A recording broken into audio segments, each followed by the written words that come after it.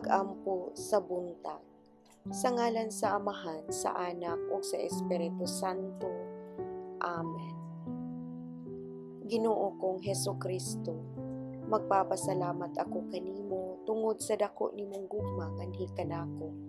Tultuli ang akong mga tiil karong adlaw, Ginoo, sa akong mga lakaw ug tabangi ug giyahi ako sa akong mga gimbuhaton. Salamat usab kaayo, Lord, sa imong gugma nga walay paglubad. Salamat sa mga grasya nga among nadawat ug madawat matag adlaw, labi na sa mga pagkaon nga among giampitan sa akong mahal sa kinabuhi.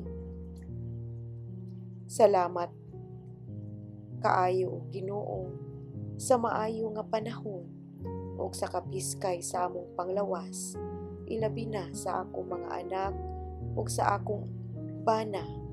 Salamat usab, Lord Jesus, sa pag-agak nimo kanamo nga mahisubay kami sa matarong nga dalan. Ayaw itugot, Lord, nga ang mga tawo nga naglaraw og dautan batok kanamo sila molampos.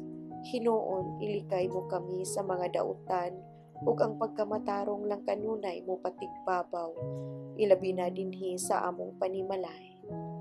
Ilikay mo unta kami kanunay, Lord, sa mga disgrasya ug daotang kapalaran. Ilikay mo kami sa mga taong dautan ug sa mga daotang espiritu. Amen. Sa ngalan sa Amahan, sa Anak ug sa Espiritu Santo. Amen.